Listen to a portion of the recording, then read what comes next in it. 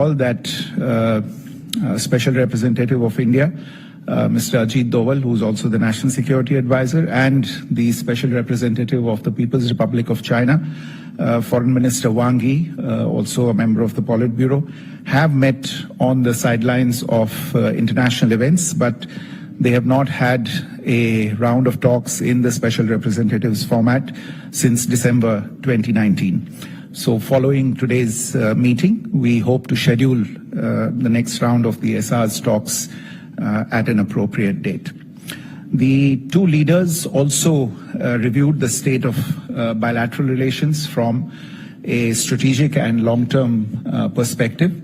They were of the view that stable bilateral relations between India and China, the two largest nations on earth, will have a positive impact on regional and global peace and prosperity. And both of them stressed that with maturity and wisdom, and by showing mutual respect for each other's sensitivities, interests, concerns, and aspirations, the two countries can have a peaceful, stable, and beneficial bilateral relationship. As we have maintained during the last 4 years, the restoration of peace and tranquility in the border areas will create space for returning us towards the path of normalization of our bilateral relations. Officials will now take the next steps to discuss enhancing strategic communication and stabilizing bilateral relations by utilizing the relevant official bilateral dialogue mechanisms, including at the level of our respective foreign ministers. The two leaders also briefly reviewed regional and international developments of mutual concern and interest.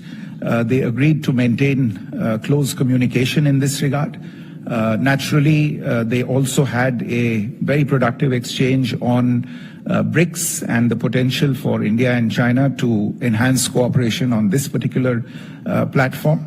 And in closing, Prime Minister Modi also assured India's full support to China's SCO presidency next year in 2025. Let me stop there and request my colleague, our Sherpa for BRICS, to make a few remarks. Thank you. Good afternoon, friends. I'll be very brief in the interest of the time. But let me just focus on the Honorable Prime Minister's visit to Kazan for the 16th BRICS Summit, which was at the invitation of President Putin. The theme of the BRICS Summit, as you all know, that strengthening multilateralism for just global. Good afternoon, friends. I welcome you to this special briefing by Foreign Secretary Sri Vikram Mishri on the developments of the day involving Prime Minister's engagement in the 16th BRICS Summit. We are also joined on dais by Sri Damu Ravi, who is Secretary Economic Relations and also Sherpa for BRICS for India. We also have Ambassador of India to Russia, Ambassador Vinay Kumar, joining us on the dais, as also Sri Abhishek Singh, who looks after multi-economic relations in the Ministry of External Affairs. I would also like to tell all of you that the language for this briefing is only English and Hindi, so please bear with us. With that, I invite the Foreign Secretary to make his remarks. Over to you, sir. Thank you, Randir. Good afternoon, friends. I have the opportunity to brief you on the Prime Minister's main bilateral engagement today on the sidelines of the 16th BRICS Summit. My colleague, Secretary Economic Relations in the Ministry of External Affairs, Mr. Damu Ravi, who is also our Sherpa for BRICS, will make some comments with regard to the BRICS engagements. But let me say a few words about the Prime Minister's meeting with His Excellency President Xi Jinping, the President of the People's Republic of China. We have also put out a press release which should be available very shortly on the website of the Ministry of External Affairs if it is not there already. So as you all know, earlier today, in fact just a short while ago, Prime Minister Modi met with President Xi Jinping on the sidelines of the 16th BRICS summit. This was their first proper bilateral meeting at delegation level in nearly 5 years, the last one being on the sidelines of the BRICS summit in Brasilia in 2019. So let me just flag some points made by the two leaders during their meeting. This meeting happened, as you are all aware, close on the heels of the disengagement and patrolling agreement and the resolution of issues that had arisen in the India-China border areas in 2020. Naturally, the two leaders welcomed the agreement reached between the two sides through sustained dialogue over the last several weeks in diplomatic as well as military channels. Prime Minister Modi underscored the importance of not allowing differences on boundary-related matters to disturb peace and tranquility on our borders. And in this context, the two leaders noted that the special representatives on the India-China boundary question have a critical role to play in the resolution of the boundary question and for the maintenance of peace and tranquility in the border areas. Accordingly, they instructed the special representatives to meet at an early date and to continue their efforts in this regard. You may recall that Special Representative of India, Mr. Ajit Doval, who is also the National Security Advisor, and the Special Representative of the People's Republic of China, Foreign Minister Wang Yi, also a member of the Politburo, have met on the sidelines of international events, but they have not had a round of talks in the Special Representatives format since December 2019. So following today's meeting, we hope to schedule the next round of the SR's talks at an appropriate date. The two leaders also reviewed the state of bilateral relations from a strategic and long-term perspective. They were of the view that stable bilateral relations between India and China, the two largest nations on earth, will have a positive impact on regional and global peace and prosperity. And both of them stressed that with maturity and wisdom, and by showing mutual respect for each other's sensitivities, interests, concerns, and aspirations, the two countries can have a peaceful, stable, and beneficial bilateral relationship. As we have maintained during the last 4 years, the restoration of peace and tranquility in the border areas will create space for returning us towards the path of normalization of our bilateral relations.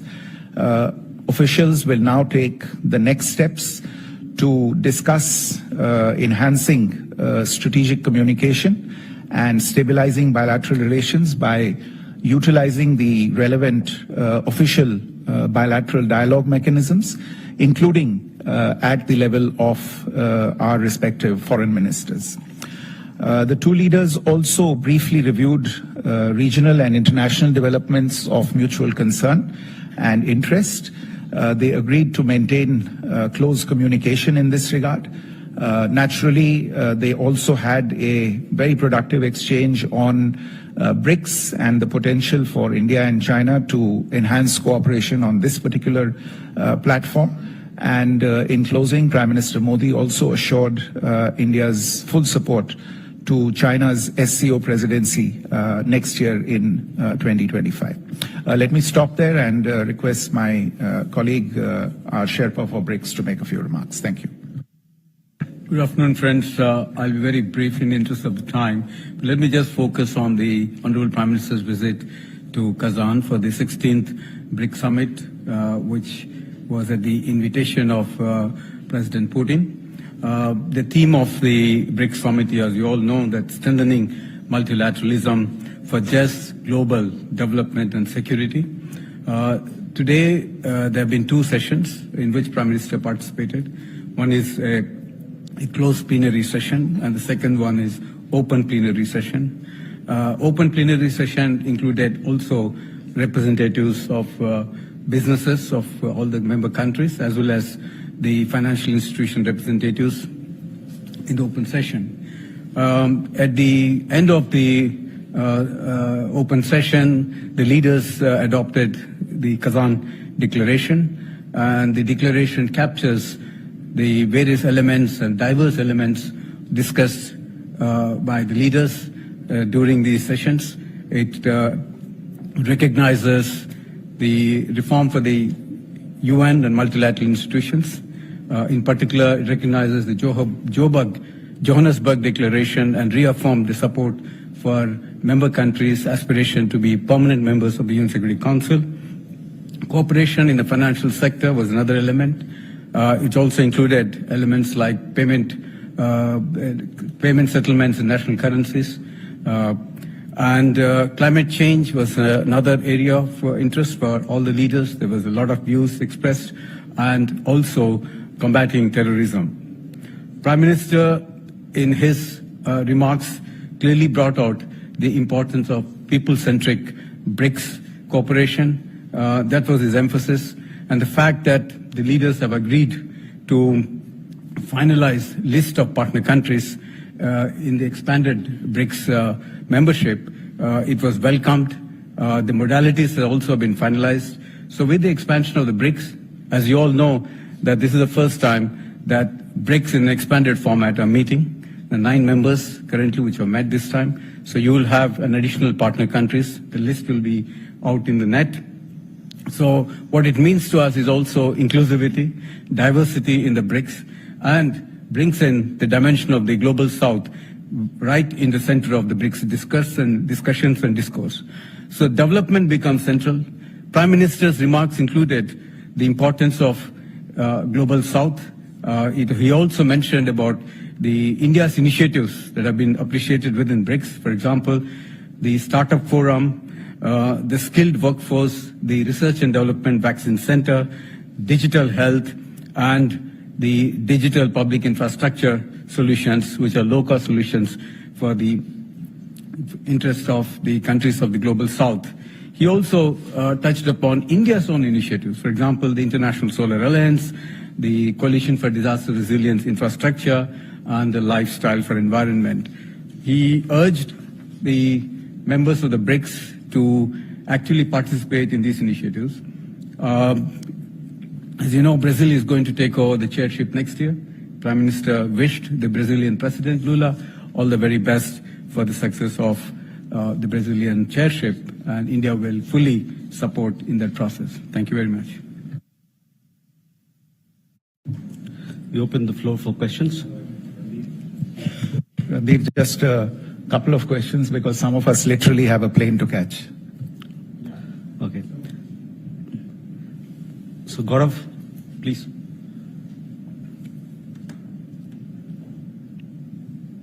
Sir, my name is Gaurav Sawant. I work for India Today and Aaj Tak. Sir, my question is, how will this meeting lead to easing of situation along the LAC? Is there need for new confidence building measures? Will there be new confidence building measures? And will soldiers spend the 5th year at the LAC in these freezing winters? The additional 50,000 odd troops on either side.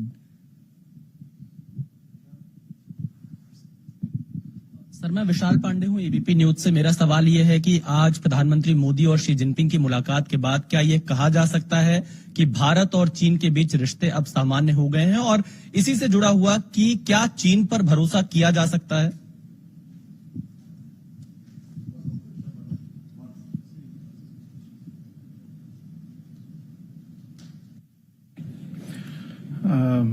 Gaurav, insofar as your question is concerned, it is certainly our expectation that as a result of not only the agreement that was arrived at just a couple of days ago between Indian and Chinese diplomatic and military negotiators, but also as a result of the endorsement of that agreement at the highest leader level possible between the two countries, as happened in the meeting today, where both Prime Minister Modi and President Xi Jinping welcomed the efforts that were made by Indian and Chinese negotiators and the results that were achieved by that. I think these should certainly lead to an easing of the situation along the LAC. Insofar as your question related to confidence building measures is concerned, we have a number of confidence building measures, and these evolve continuously as the two sides engage once again in multiple formats. This is certainly a subject that I think will be under discussion between the two sides. Your last question about whether soldiers will be at the LAC for the fifth year, I would defer this question to our military leadership, because this relates to operational matters, and I think it would be best that we let our military leaders dwell on this particular issue. विशाल, आपका जो सवाल था क्या हमारे जो रिश्ते हैं वो सामान्य की तरफ या सामान्य हो जाएंगे, मैं इतना ही कह सकता हूं कि पिछले 2 दिन में जो कदम हमने उठाए हैं, और ये कदम पिछले 2 दिन से हमारे सामने हैं, लेकिन इन पे जो काम हुआ है वो काफी समय से काम चल रहा है। मैं ये कहूंगा कि इनसे हमारी एक तरह से जो प्रक्रिया है सामान्य रिश्ते बनाने के लिए, उनको वापस एक सामान्य रास्ते पे लाने के लिए वो यात्रा एक तरह से चल पड़ी है। जैसा मैंने अपने जो मैं पहले कह रहा था कि जो ये restoration of peace and tranquility in border areas will create space for returning towards the path of normalization, मैं यही मेरा तात्पर्य इसी चीज की तरफ था कि जो पीछे अभी समझौता हुआ है उससे ये रास्ता अब खुल गया है, रास्ते पे अब चलने की हम दोनों को आवश्यकता है। और जहां तक ट्रस्ट का सवाल है, जो हम दोनों के बीच आगे चल के प्रोसेस होगा, प्रतिक्रिया होगी, उससे ट्रस्ट, हमारी आशा है कि उससे ट्रस्ट बढ़ेगा हम दोनों के बीच में। धन्यवाद। Sir, Siddhant from WION. Foreign Secretary, sir, my question is, the border pact, does it include Depsang and Depchok as well in terms of resolution? Also, in terms of confidence building measure, are we looking at the resumption of the Kailash Mansarovar Yatra? To the Sherpa, sir, how much the focus was on the payments mechanism in terms of alternate payments mechanism at the BRICS meeting?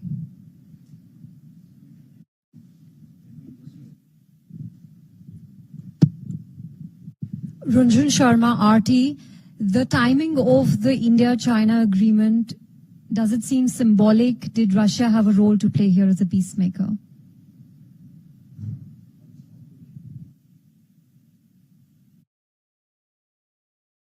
Okay, Siddhant, insofar as these two points that you mentioned, Depsang and Demchok, look, I think if you see the statements that I have made over the last 48 to 72 hours, I think the answer should be quite clear. I have made the point that, the last time we had an agreement on the several issues that had arisen in the India-China border areas since 2020. The last agreement was in 2022, I think September, if I'm not mistaken.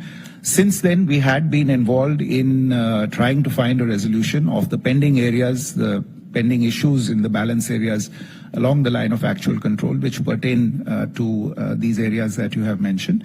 And the agreement that has been arrived at essentially pertains to these areas. Insofar as confidence building measures are concerned and whether Kailash Mansarovar Yatra will be included in that, as I said today, the leaders have given instructions for various official and other bilateral mechanisms between the two countries to be activated. I'm sure this will be one of the issues that will be on the agenda of those discussions between the leaders. Runjhun, your question of the timing and the symbolism and the role, all I would say at this stage is that we are in Kazan. We are in Russia, and I think we can certainly thank Russia for providing the venue. Thank you. So on the payment issue, I think we need to keep in mind that the global economic situation and the debt crisis that many countries are facing, keeping that in view, many leaders have expressed interest in both settlement of trade in national currencies and payment mechanisms. Again, our Prime Minister himself also said positively and constructively that we need to engage on that. We have a mechanism with few countries, and India has led the way in the fintech world. There's been a lot of interest in that space as well. But this is a very specific area where the Ministry of Finance, in particular the Department of Economic Affairs, is leading. They need to have a more expert level interaction to concretize this activity among the BRICS countries. But I think in the year to come that might happen. Thank you. With that, ladies and gentlemen, we come to the close of this session. Thank you very much for your participation.